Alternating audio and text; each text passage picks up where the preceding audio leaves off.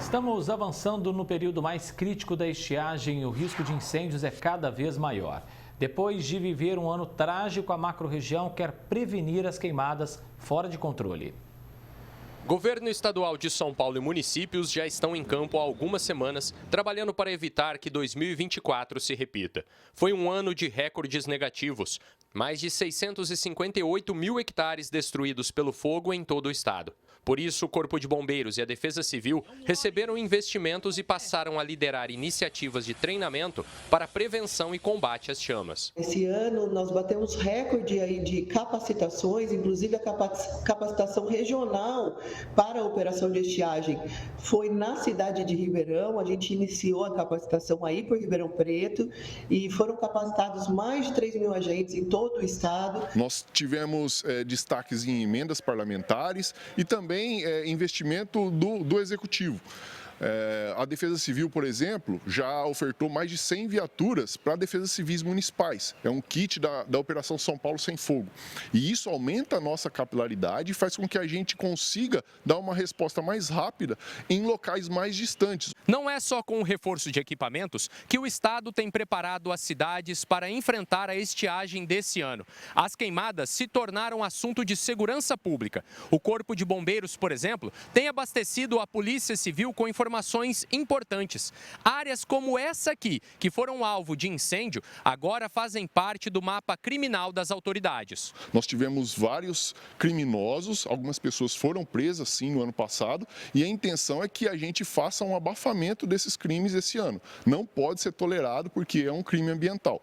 Então, esses locais vão ter um reforço de policiamento já coordenado pela Polícia Militar. O temor de uma ação criminosa coordenada é grande. O dia 24 de agosto de 2024 ficou marcado na memória, exatamente por ter registrado o maior número de focos de incêndios simultâneos em diferentes municípios do interior. Era um sábado e a paisagem foi tomada por fogo, fumaça e fuligem. Ainda na segunda-feira seguinte, serviços públicos foram afetados por conta dos trabalhos de rescaldo e limpeza. 50 mil alunos, só em Ribeirão Preto, ficaram sem aulas. Naquele agosto e também em setembro, o Ribeirão Pretano respirou um dos ares mais poluídos do Brasil. Uma plataforma suíça que monitora o tempo e o clima no mundo fez um ranking dos piores resultados de 2024. Ribeirão foi a sexta colocada entre as cidades de todo o país. O ar ficou infestado por um inimigo invisível ao olho humano. Quando você tem uma queimada, você tem um fogo muito quente. E isso faz com que as plantas sejam trituradas de tal forma que elas formam partículas muito finas. Para você ter uma ideia, um material particulado 2,5, que a CETESB mede, é cerca de 20 vezes menor de diâmetro do que um fio de cabelo humano. Então é uma partícula tão pequena que a gente não enxerga e ela penetra nos nossos pulmões e vão acabar na nossa corrente sanguínea. E isso espalha para o corpo todo. E nós aqui no nosso laboratório, a gente já fez várias medições de compostos de alto potencial cancerígeno nessas partículas. A estiagem severa é a maior facilitadora dos incêndios. Ribeirão Preto passou mais de 100 dias longe das chuvas. A professora de Química Ambiental defende que o verdadeiro combate contra as queimadas começa no planejamento, por meio de muito estudo. O que o departamento dela tem feito a longo prazo. A pesquisa ainda não tem data para ser concluída, mas já mostra como tem sido o comportamento das águas aqui na cidade. Diferente do que muitos pensam, 2024 não foi o pior período. Dados recolhidos em 12 anos mostram que choveu menos em 2014, com cerca de 813 milímetros. O maior resultado aconteceu em 2023, praticamente 1.560 milímetros. A concentração total do ano passado não ficou longe disso. Foram 1.337 milímetros de chuva. O problema está na maneira como ela se distribui. Esse gráfico mostra bem o que todo o poder público já deveria conhecer. De 2015 a 2024, as chuvas vão desaparecendo a partir de maio até setembro. Em julho, por exemplo, ela não chega a 10 milímetros. Por outro lado, na média, o acumulado fica entre 180 e 240 milímetros nos meses de novembro a fevereiro. Há uma variação de chuvas. No ano passado, a estiagem ela veio muito cedo, as chuvas cessaram muito cedo e a gente teve um período de seca muito grande.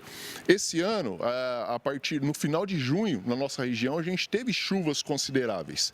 E isso ameniza um pouco o início dessa estiagem. Não que ela não vá se agravar. A gente tem que ficar preocupado, tem que ficar atento. Outro dado bastante revelador mostra que as lavouras de cana não são a principal causa dos incêndios, como algumas pessoas e até autoridades defendiam. Foi assim muito espantoso ver isso, porque o que a gente imaginava? Que à medida que a mecanização aumentasse, né, fosse aumentando também, melhorando a nossa qualidade do ar e diminuindo o número de focos de incêndio. E aí, a gente olhando em todas as medidas, desde 1998, 2024 foi o pior ano. Justamente quando a gente praticamente não tem mais queimada de cana. Na opinião da professora, os melhores resultados que o estado todo conseguiu nos últimos anos têm mais a ver com a colaboração do tempo e das chuvas do que as ações estratégicas do poder público. Enquanto isso, o Corpo de Bombeiros faz todo o possível para reverter a situação. E não só combatendo, mas prevenindo as queimadas também. Esse ano, no mês de maio, a gente fez uma oficina da Operação São Paulo Sem Fogo. Treinamos brigadistas de todo o estado. Então, em todo o quartel do Corpo de Bombeiros, aí, que tem uma subunidade, foi feito o treinamento com uma brigada municipal ou de alguma empresa particular que ela ajuda no sistema de combate a incêndio. Que a gente tem que aprender com 2024. Né? Já tivemos anos assim bastante críticos e a gente parece que não aprendeu. Então, acho que em 2024, se a gente não aprender que nós estamos tendo eventos extremos cada vez mais frequentes, a gente vai ficar sentado observando tudo sendo queimado. Felipe Urbinati para o Jornal da Clube. Vamos seguir falando sobre esse assunto com o doutor Sebastião Piscinato, delegado seccional da Polícia Civil de Ribeirão Preto. Doutor, prazer tê-lo aqui com a gente mais uma vez. Como nós vimos aí na reportagem, em 2025 as queimadas viraram um assunto de segurança pública e, de fato, a polícia está definitivamente integrada com o Corpo de Bombeiros, com a Defesa Civil e as demais autoridades no combate a esses incêndios criminosos, né, doutor? Ótima tarde ao senhor. Boa tarde a todos, obrigado pelo convite. De fato, a reportagem é muito oportuna, porque levando os dados estatísticos do ano passado, nós registramos na área do DENTER 3, que são 93 municípios, 480 focos de incêndios criminosos ocorridos aqui.